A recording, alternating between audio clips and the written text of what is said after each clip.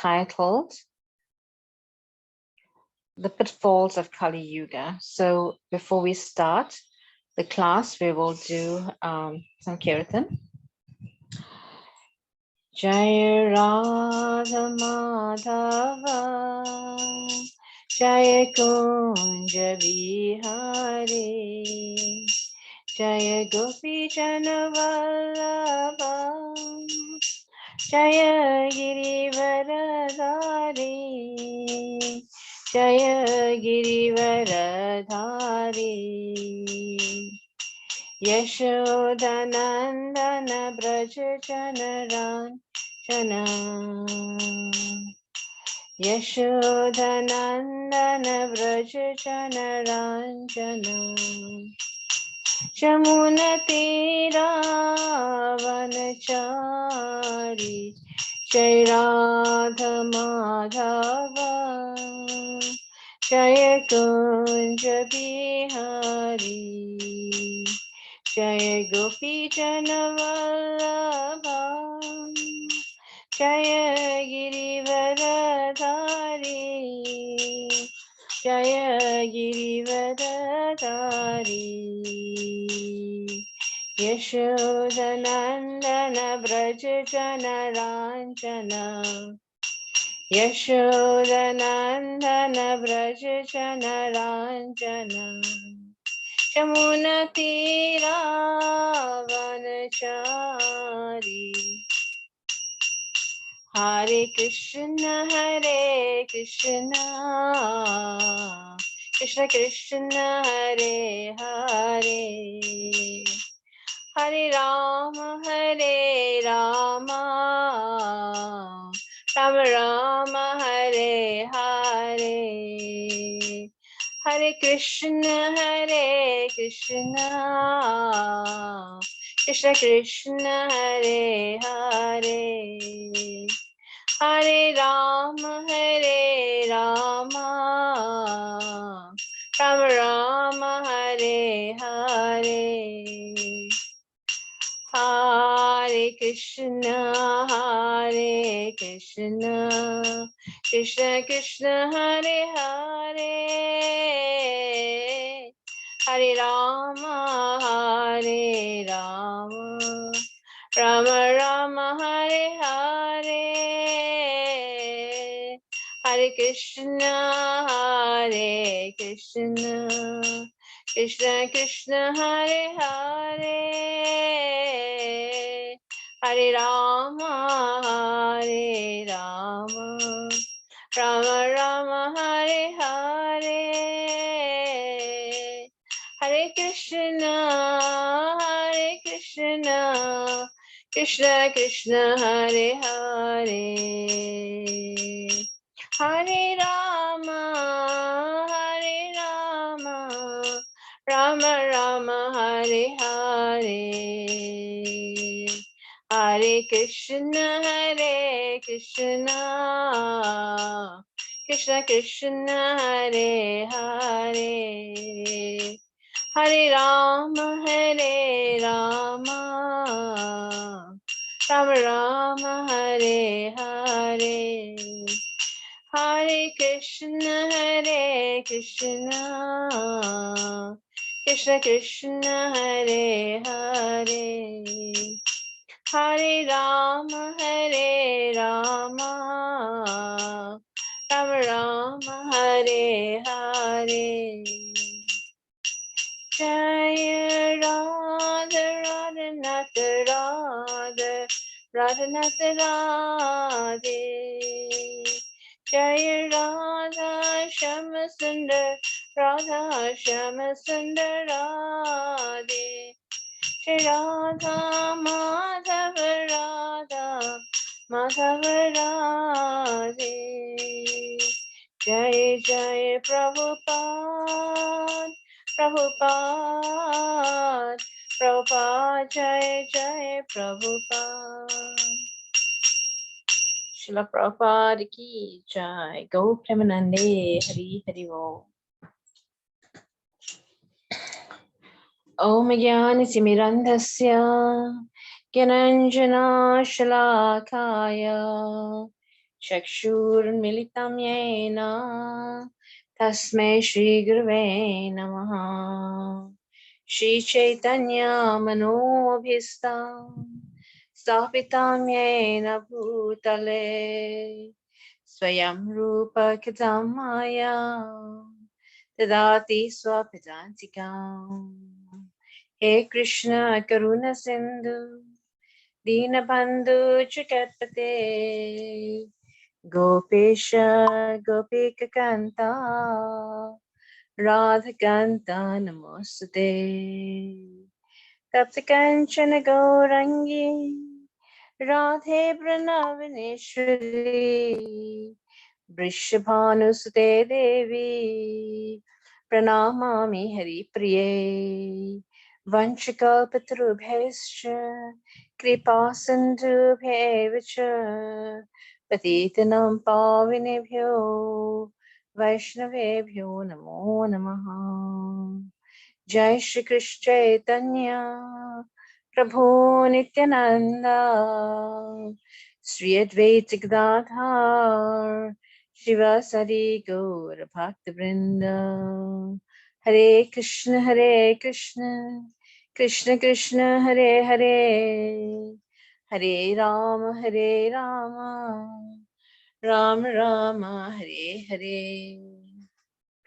ओम नमो भगवते वासुदेवाय, ओम नमो भगवते वासुदेवाय, ओम नमो भगवते वासुदेवाय. So today, dear devotees, we are reading from the light of the Bhagavat. We are doing text 31 and 32 because they go together, and they're talking about the Vanashram system actually in Kaliyuga. So let's read the first one, 13:1. The four prominent features of autumn are that there is no water in the sky. The weeds that grow here and there in the rainy season all wither away. The muddy roads and fields dry up, and the ponds of water become crystal clear. These four features of the autumn atmosphere are compared to the four orders of life. So we know that this book, Light of the Bhagavat, is filled with analogies, and Prabhupada is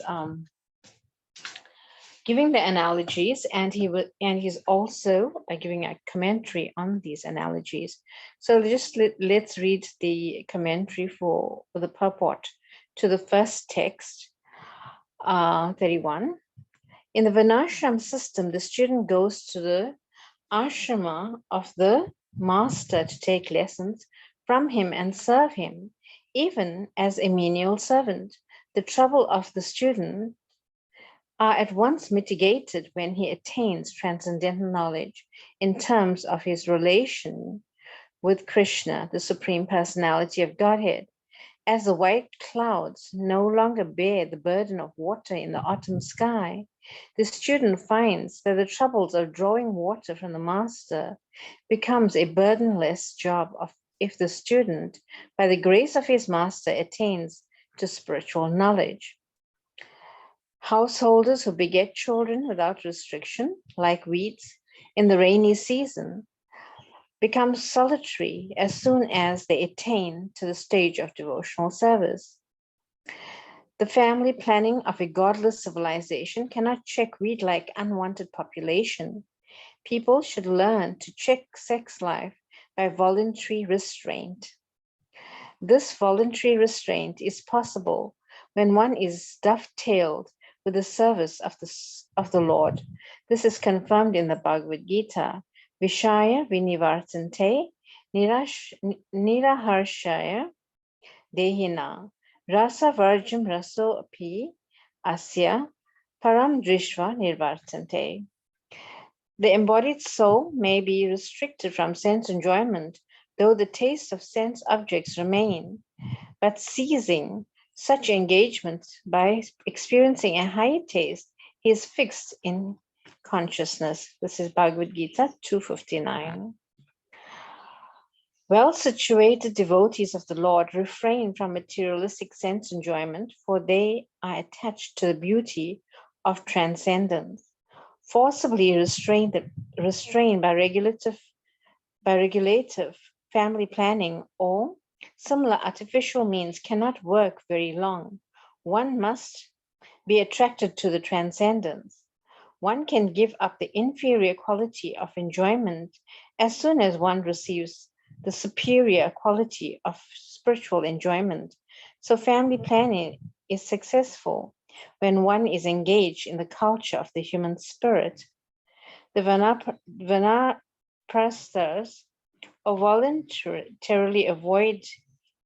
who voluntarily avoid cleaning themselves and who allow their beards and nails to grow no longer feel discomfort of these burdens when they engage in the service of the Lord.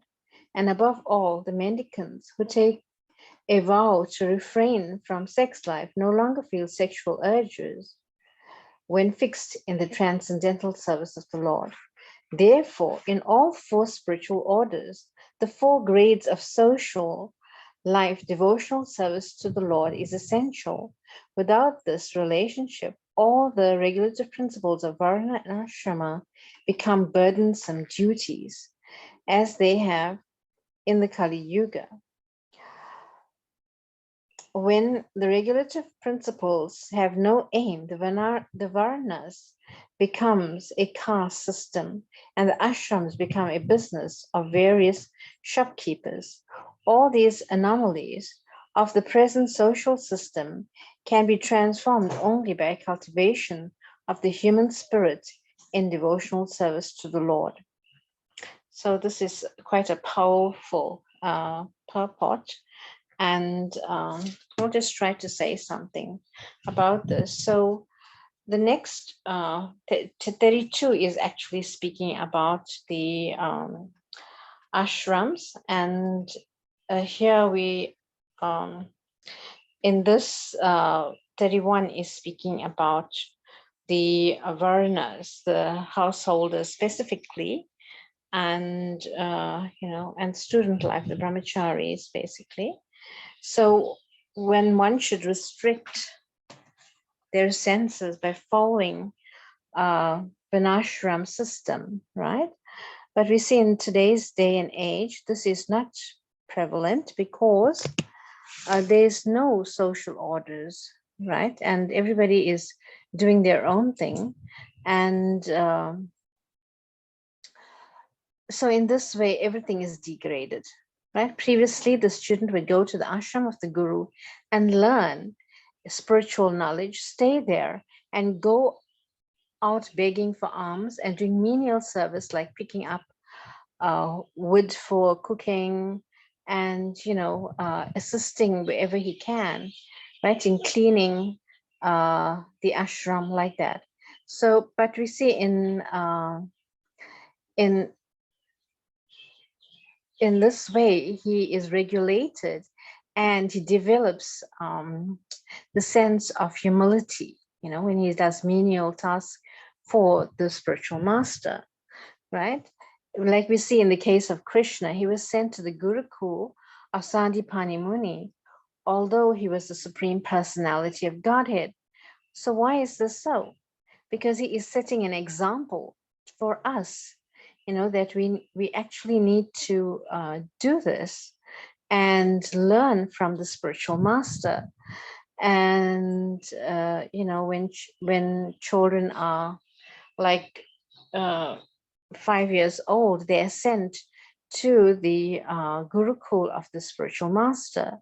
But obviously in Kali Yuga, everything has become so topsy-turvy, as Prabhupada is stating in the purport, right? And we see that in Kali Yuga, the students go to school, but still with their parents. And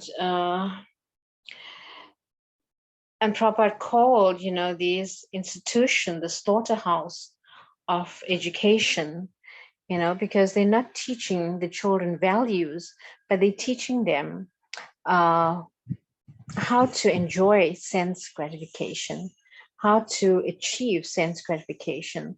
like this. So, and then Prabhupada goes on to speak about the householders, and he say that they beget children like weeds in a rainy season. Now, when there's a rainy season, then weeds, spring up, and we have to constantly cut the grass and mow the lawn like this. So, so similarly, Prabhupada is using this analogy how householders in Kali Yuga beget children like they just spring up, right? And without any restraints. Or in some places, he say like cats and dogs, because cats and dogs cannot control their senses. So there is no restraint over the senses. And they use contraceptive means, right, in order um, to curb the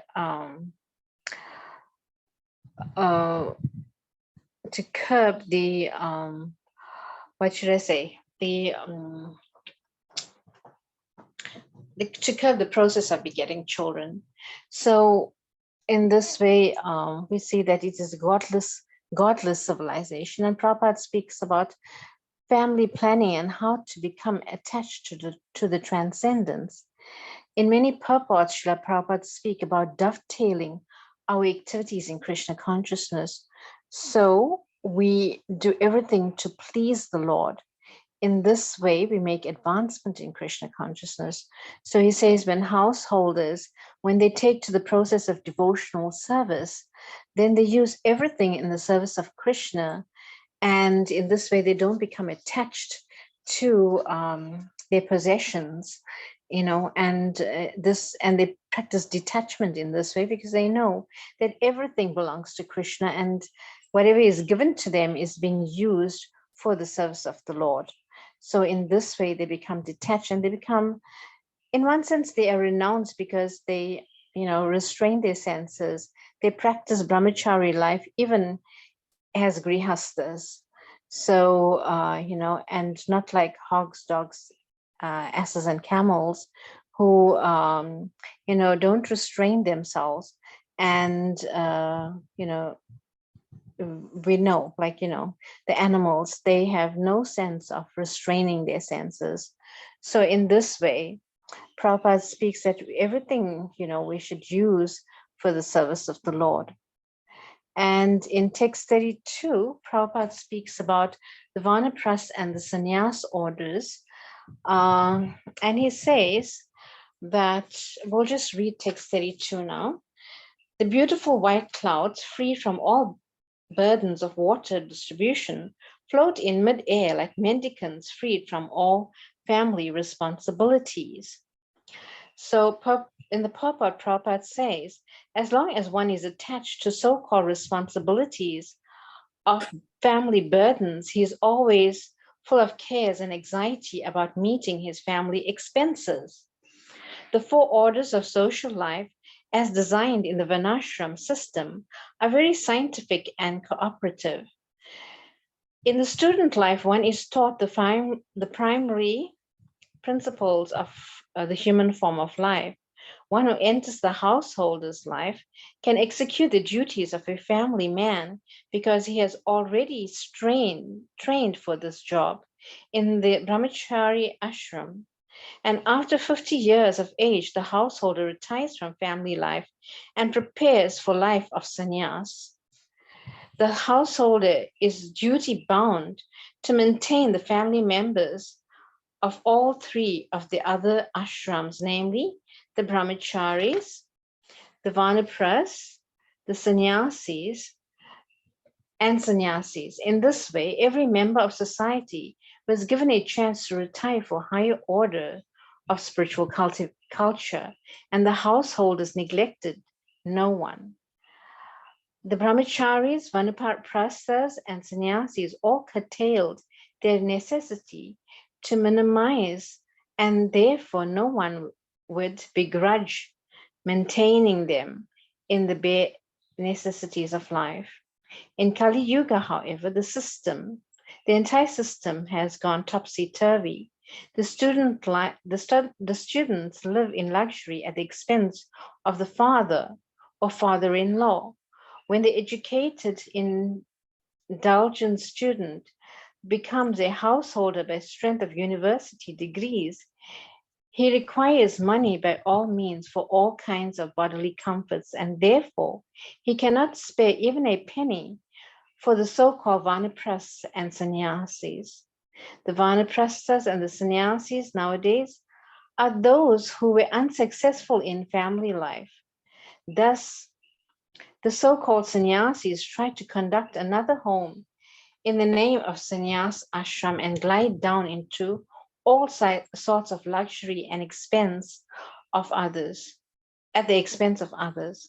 So all these varnas and ashrams have now become have become so many transcendental frauds. But that does not mean that there is no reality in them. One should not conclude that there is no good money simply because one has met with counterfeit coins. The sannyas ashram is meant for complete freedom from all anxieties, and it is meant for uplifting the fallen souls who are merged in materialism. But unless the sannyasi is free from all cares and anxiety, like a white cloud, it is difficult for him to do anything good for society. So here we see, Prabhupada in the Prabhupada says that nowadays sannyasis and vanaprasthas are those who are unsuccessful in their family life, right? Because so if they're unsuccessful in their family life, they have a dispute between husband and wife. So then they renounce, they take to the vanaprastha sannyas order of life. But we see, because the desire is still within the heart, right? Then the so-called renunciate, again, he is attracted to the opposite sex and falls down from his position. Or he makes some money. He makes money out of, using the garb of a sannyasi, and he tries to, in this way, maintain himself. And Prabhupada is speaking here, like previously, the householders would take care of the other orders of life, the brahmachari, the vanaprastha, and the sannyasis. But because now everything is degraded, then nobody cares for these renunciates, and therefore they cannot actually perform their duty properly. So they have artificially renounced. These people are called pretenders in the Bhagavad Gita, right? So no one should do it out one. So no, basically people should do it out of duty and not because they are fried with material life. Only the serious persons can actually renounce peacefully and gain the highest benefit. So yes, we see that we should always hear about and glorify Lord Krishna in the Bhagavad Gita. Krishna says that, those who are devotees, whether in whichever order of life they are, if they are dedicated to his service, he says, 649 of 647, he says, Yoginam api sarvesham madghaten tar atmana shadavan bhajate yomam same yukta atmo mataha. And of all yogis, he who always abide in me with faith is the best. And he is intimately united with me and is the highest of all. So whatever ashram we are in, whatever social order, or whatever spiritual order we are in, we should always remember Krishna, and in this way we make our lives perfect and go back to him. Now I just want to read to you something from the Bhagavad Gita, wherein Krishna says, in the verse, in the text, let me just see if I can find that. And Krishna is speaking about the 4 orders of life. So we'll just read that quickly and try to explain. And here Krishna says, Chaturvanyam maya shristam guna karma vibhagashaha tasya kartaham apimam vidhi akarataram avyayam. This is 413 of the Bhagavad Gita. And the translation goes as follows. According to the three modes of material nature and the work associated with them, the four divisions of human society are created by me. And although I am the creator of the system, you should know that I am yet the non-doer, being unchangeable. So we see that so we'll just explain to you these orders of life and from Prabhupada's purport. And Prabhupada says, the Lord is the creator of everything. Everything is born of him. Everything is sustained by him, and everything after annihilation rests in him. He is therefore the creator of the four divisions of social order, beginning with the intelligent class of men, technically called Brahmanas due to their being situated in the mode of goodness. Next is the administrative class, technically called Kshatriyas due to their being situated in the mode of passion. The mercantile men, called Vaishyas, are situated in the mixed mode of passion and ignorance, and Sudras, or the labor class, are situated in the ignorant mode of nature, of material nature. In spite of his creating the four divisions of human society, Lord Krishna does not belong to any of these divisions, because he is not one of the conditioned souls, a section of whom form human society. Human society is similar to any other animal society, but to elevate men from the animal status, the above mentioned divisions are created by the Lord for the systematic development of Krishna consciousness. The tendency of a particular man toward work is determined by the modes of material nature which he has acquired. Such symptom of life according to the different modes of material nature are described in the 18th chapter of this book. A person in Krishna consciousness, however, is above even the Brahmanas. Although Brahmanas by quality are supposed to know about Brahman, the supreme absolute truth, most of them approach only the impersonal Brahman manifestation of Lord Krishna. But a man who transcends the limited knowledge of a Brahmana and reaches the knowledge of the Supreme Personality of Godhead, Lord Shri Krishna, becomes a person in Krishna consciousness, or in other words, a Vaishnava. Krishna consciousness includes knowledge of all different planetary systems of Krishna, all different planetary expansions of Krishna, namely Rama, Nishinha, Varaha, etc. And as Krishna is transcendental to all systems of the four divisions of human society, a person in Krishna consciousness is also transcendental to all divisions of human society, whether we consider the divisions of community, nations, or species. So, dear devotees, here Prabhupada is talking about the Chaturvarnyam, the four social orders and the four spiritual orders. So we see that the first one Prabhupada talks about is the Brahmanas, and the Brahmanas are situated in the mode of goodness, and they are meant to give knowledge to society, spiritual knowledge. And the Kshatriyas are in the mode of passion, and they are meant to protect the other orders of life, right? And the mercantile the mercantile people or men are called Vaishyas, and they are in the mixed mode of passion and ignorance. And, they are like the shopkeepers and, businessmen like that. And the Sudras, or the laborer class, most of the society actually belongs to the Sudra nowadays, because Prabhupada said in Kaliyuga, there's mostly only Sudras, right? And because everyone is working, everyone has to earn a living, right?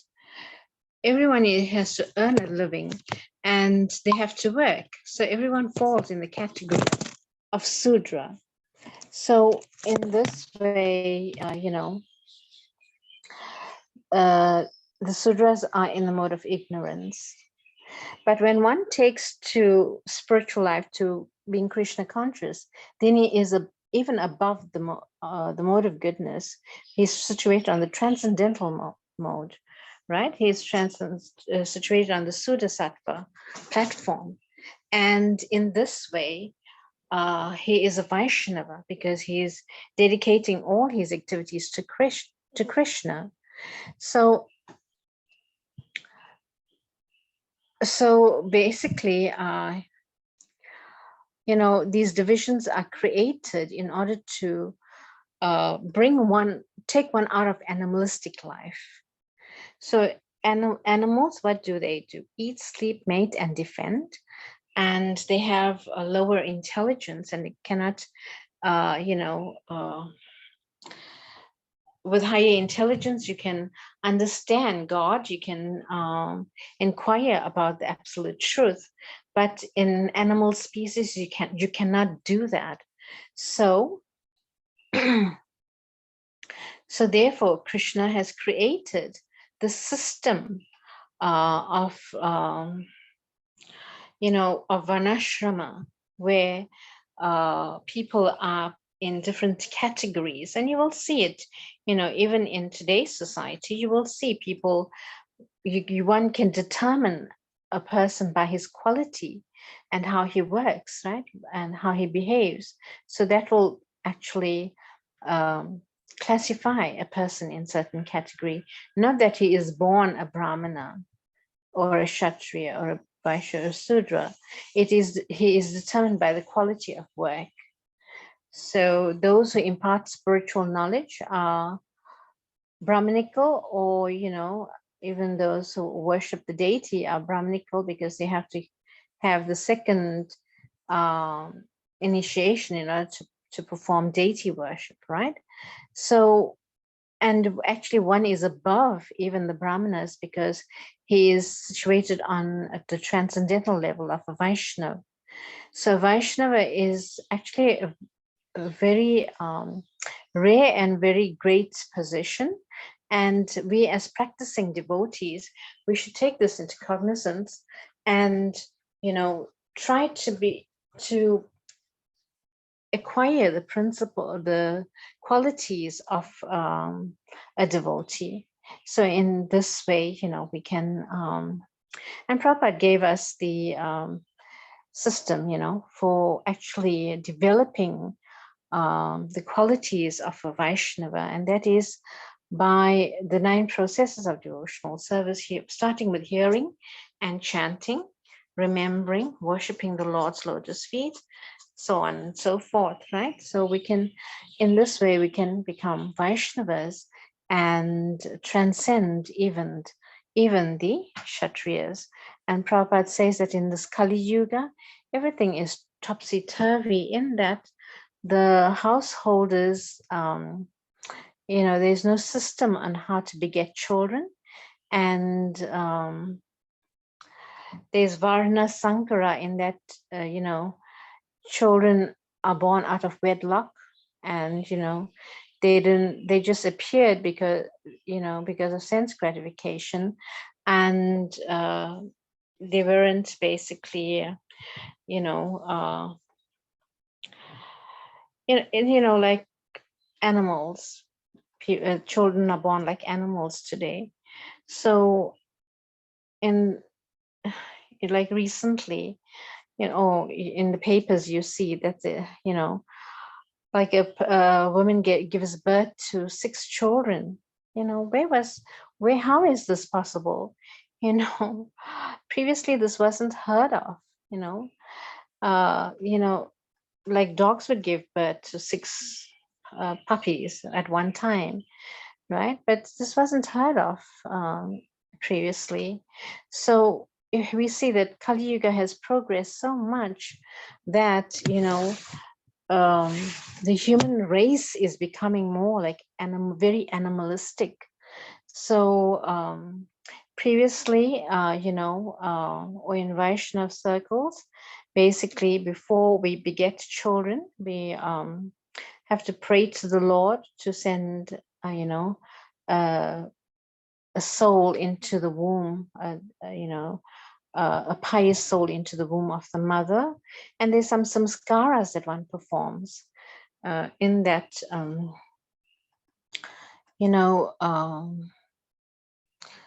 how to actually the Gabardha and samskar, how to beget a child within the womb of the parent.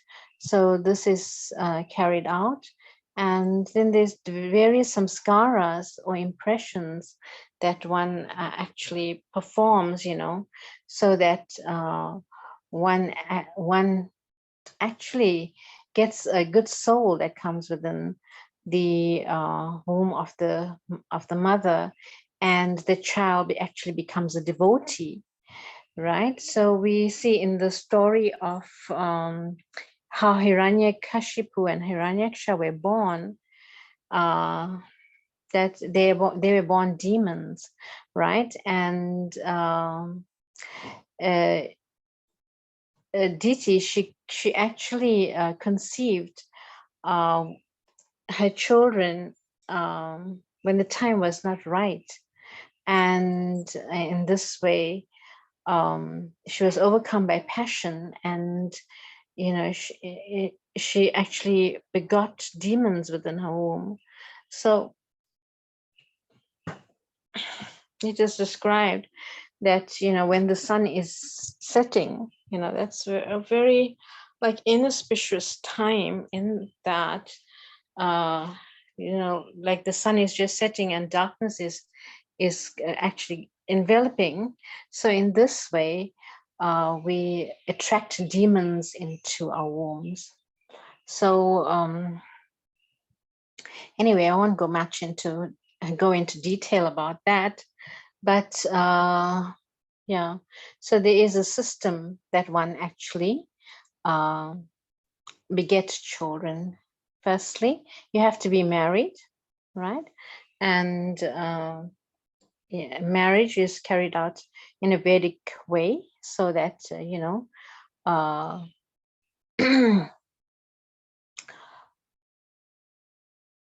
both parties actually understand why they're getting married, right? The husband and the wife, they understand why they're getting married. So in this way, so marriage is there. But mostly in today's society, we find that people, they don't marry, and they just live together, just for a sense gratification. And once, they cannot enjoy anymore, then they give up that person, right? Their spouses, and they find somebody else. So this is what's going on in today's society. So, or even if they marry, the marriages don't last. It's just like a few months, and then it's like finished. So, like previously, there were arranged marriages where the parents would seek out the a girl for the boy, but in today's time, it's basically love marriage, and their children, they find their own partners, and everything goes haywire. So actually, I didn't want to go into the subject, but it somehow came through. But here we're talking about the orders of life, right? The Brahmanas, Kshatriyas, Vaishyas, and Sudras. And then we get the Brahmacharis, the householders, the Vanaprastha, and the sannyas. So the Brahmachari is student life, and you live with the guru, and you learn how to be a decent human being. So when you do marry and you beget children the right way, and then you actually bring forth offsprings that will do good for the world, right? And then we have the householder Barnabas at the age of 50. One is meant to renounce householder life and take more to spiritual life. And in this way, dedicate himself wholly and fully to the service of the Lord. And in the sannyas order, you're meant to renounce this world, right? Renounce this world and just concentrate on preaching activities, right? And your mind should be and heart should be set on going back home, back to the spiritual world. So we see in ISKCON, we have many sannyasis, and they are engaged in preaching work, traveling and preaching. So this is what they meant to do, travel and preach, and bring more and more people to the lotus feet of Krishna, and give more and more people the opportunity to go back home, back to the spiritual world, right? Instead of suffering in this material world, lifetime after lifetime. So this is the renounced order of life. Where he accepts disciples, the spiritual master accepts disciples, and in this way help them to get out of the cycle of birth and death. So I think I will stop here now. And if there's any questions or comments or contributions, you're most welcome to do so now. Hare Krishna. Hare Krishna. Hare Krishna, Danton. Thank you for a lovely class. Just to a question that's not really relevant or to exactly what we chatted to about, but something I've posed a question to Charmaine before, and I can't quite remember what the answer was. But you know, when Srila Prabhupada left his body, and then the Maharajas, they're all getting on in human years, and a lot of them are passing away. I could say because they sort of that sort of age, they're well into their 70s and 80s. What happens now with the ISKCON group? Let's say the Maharajas are all getting to that sort of age, and do they get? Are there other up and coming Maharajas that come through the system? Yes, actually, many.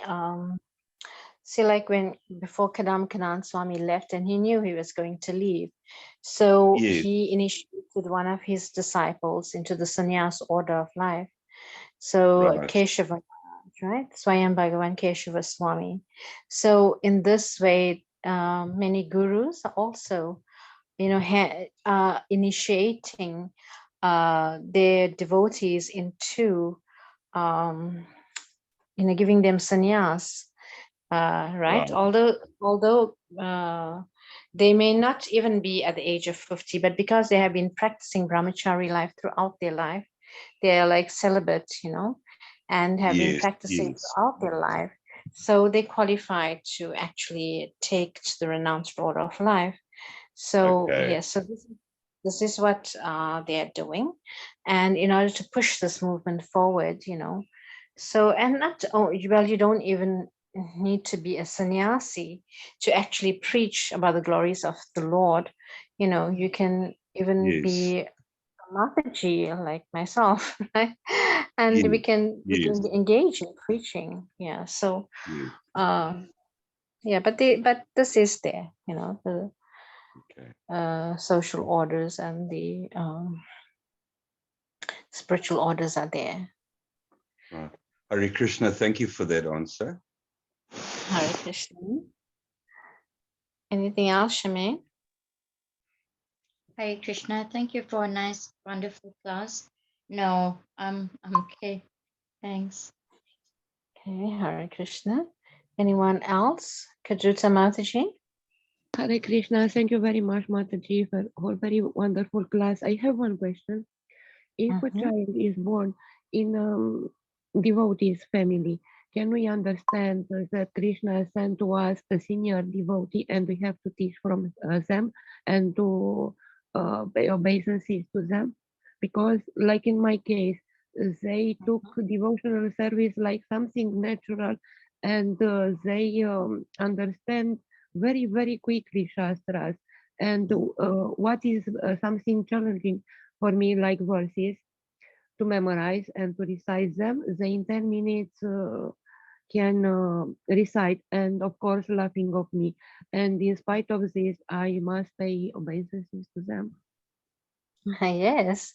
So these are very special children who are born in devotee families, because that means they have started their lives, their spiritual life in the previous life, and now they're getting the opportunity to take it up again. So, so these are very fortunate souls that have actually taken birth in the movement. So yes, and they should try to progress spiritually.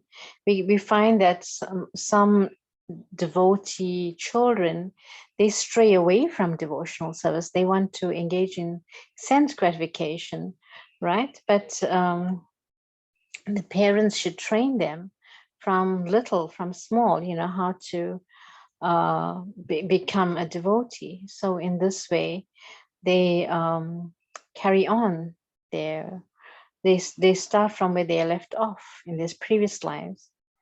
So thank you, Kajuta Mataji. Hare Krishna. Thank you, Mataji. Hare Krishna. Hare Bol. Dandavat Pranam. Dandavat pranams to you as well. Anything else? There was one question in the chat box. Paramatma, Prabhu, can you read that for me? Hare Krishna, Mataji. Thank you. Mataji, the question came from Sadhika Mataji. Welcome to Sadhika. She's new to our group, but she's unable to unmute at the moment. But her question was, is there a difference between the formless Lord and the Lord with a form, or is it the same thing?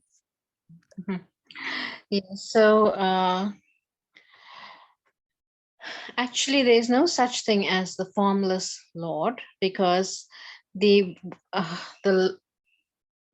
some people, or some transcendentalists, worship the formless, they believe that the Lord is all pervading and he's light and this and that, and he doesn't have a form. But actually in the different texts that we read from our scriptures, the Sri Upanishad actually states that there's a verse over there, Hiranmaya Patrena. The devotee is praying to the Lord, my dear Lord, please remove this dazzling effulgence, because this effulgence, this light is emanating from the Lord's body, from Krishna's body, right? And it's pervading all over, it's even pervading this material universe. So the devotee is praying, remove this effulgence, remove this light so I can see your true form, your face. I can see your face.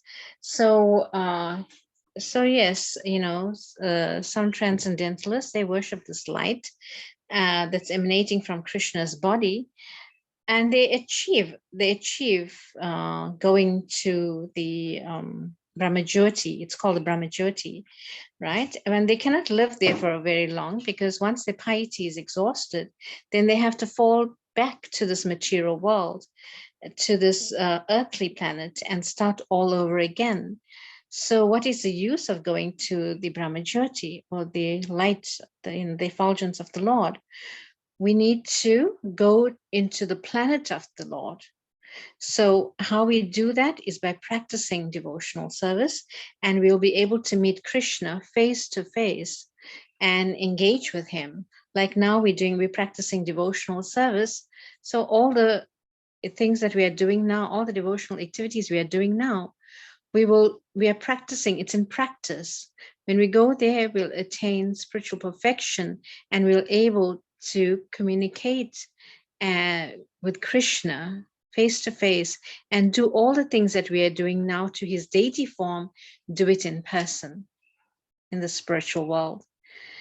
So yes, so that's about the formless and the form, right? So I hope that's fine, Sadhika Mataji. Thank you so much, Mataji. Mataji, I have a question. I want to know about this picture that you chose that we can see. Yeah. Just explain to us this picture. Is it, you're saying pitfalls of Kaliyuga? Is it something about the picture that talks about So the pitfalls of Kali Yuga is that, can you see this renunciate? He's basically with a begging bowl in his hand, and the pitfall is that they have taken to the renounced order of life immaturely, because they have been they cannot actually perform their duty properly in the householder life. So, they have, as I was explaining, that they have some dispute with their wives and children, and then they just renounce that and they take up to spiritual life. But that's not meant to be like that. There should be an understanding between the husband and the wife from the very beginning of their relationship, that when I enter 50, I am going to take to the vanaprastha, or the renounced order of life. So I'm going to leave home and I'm going to practice spiritual life more intently. So this is basically what I was talking about. The pitfalls of Kali Yuga is that everything is degraded, right? Even the householders don't beget children in the right way. The students don't go to the ashram of the teacher, right? And so basically the vanapras and the sannyasis also, they may still have desires within their hearts, right? So in this way, and you find especially in India, people take up to they put on the garb of a renunciate just to collect money, right? So so this is Kali Yuga for you. People are, or as Prabhupada mentioned, everything is going topsy-turvy in this Kali Yuga. So, and this ISKCON movement that Prabhupada has created is trying to put things right, set things in the right way and how things should be, right? And not, so therefore Prabhupada, he was asked, why do you have, there's so many editions of the Bhagavad Gita, why do you have to write another one? Prabhupada said, this Bhagavad Gita is as it is. The others are, as the commentator wants it to be. But this Bhagavad Gita is the way Krishna wants it to be. And these words are spoken by Krishna, and these purports, are actually dictated by Krishna. So Prabhupada said that these purports are not mine. They were dictated by Krishna, right? And that is how I wrote them. And these are my personal ecstasies. So we see that Srila Prabhupada's ISKCON movement is actually trying to adjust or shift away from the modern materialistic type of life, of way of living, and set the foundation to the spiritual path. So I hope that answers your question, Prabhu. Thank you, Mataji. Hare Krishna. Hare Krishna. Anything else? If not, we can just have a small kirtan. Oh, Nayana Manjari is there. Nayana Manjari, would you like to say something? Hare Krishna, Mataji, dear devotees. Mataji, I have a question. ISKCON in South Africa is like over 50 years old, right? How come we didn't build any gurukuls for the little ones to go and study our books? Because if you look in the Muslim faith, like from a very young age, they're exposed to the Quran. They learn to read the verses, to write in Urdu. Whereas like our children are not actually really exposed to it, like from a young age. And if your topic about the like children out of wedlock, in present day and age, the population has increased more by children out of wedlock than in wedlock. And I think this is where the future of the Kaliyuga is going to get much, much worse. That's my opinion, because they're not the ones who's coming like from the background of probably the right shastras.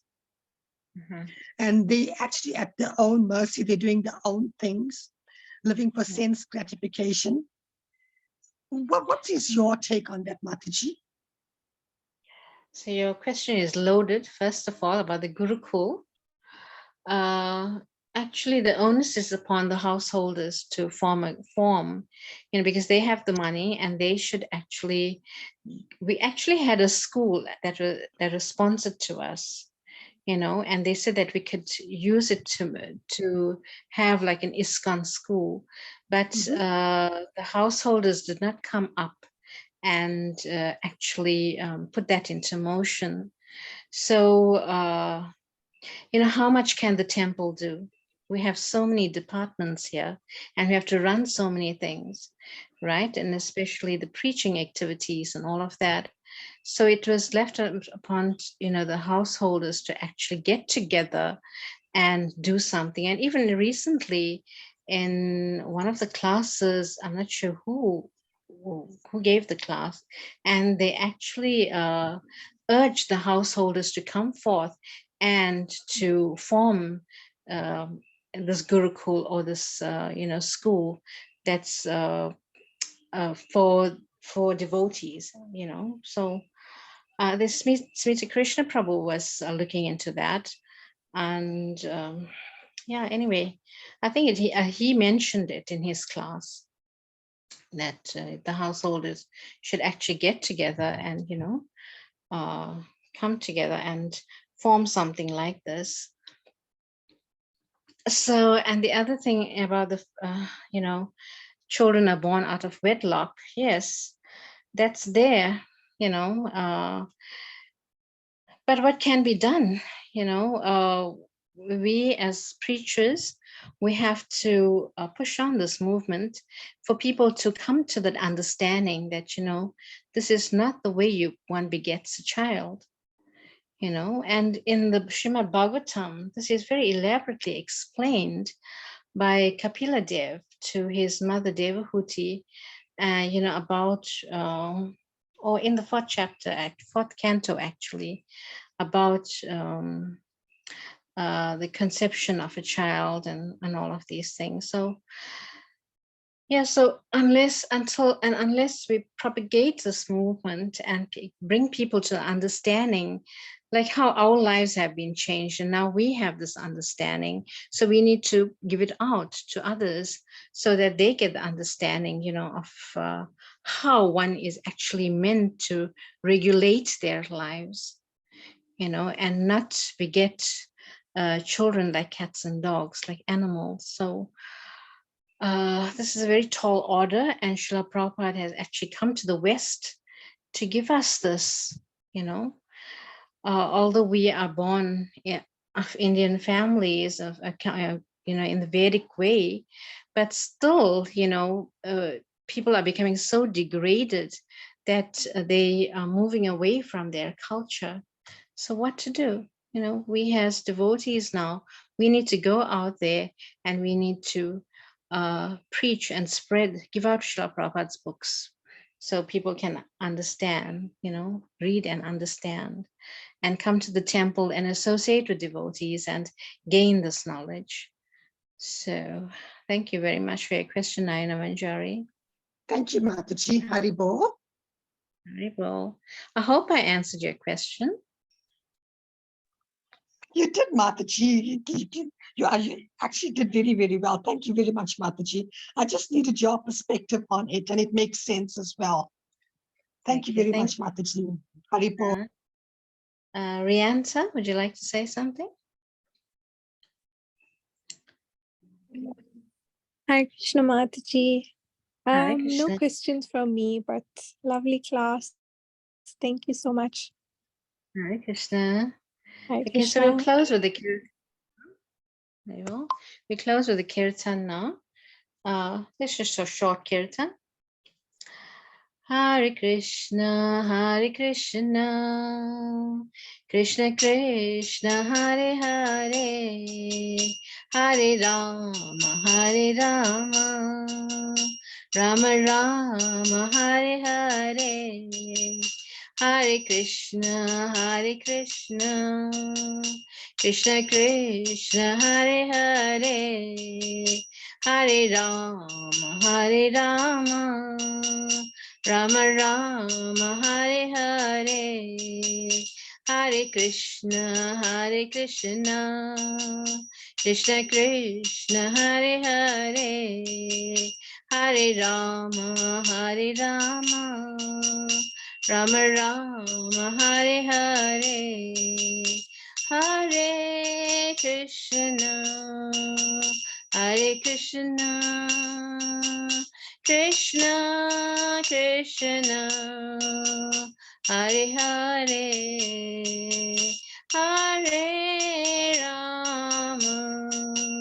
Hare Rama, Rama Rama, Hare Hare,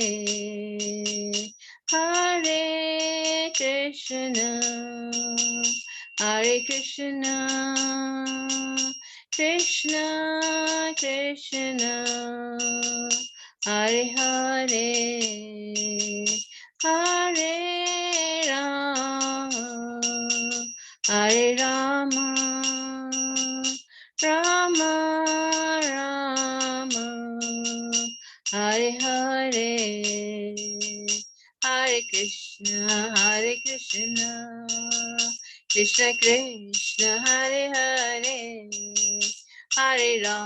Hare Rama, Rama Rama, Hare Hare, Hare Krishna, Krishna Krishna, Hare Hare, Hare Rama,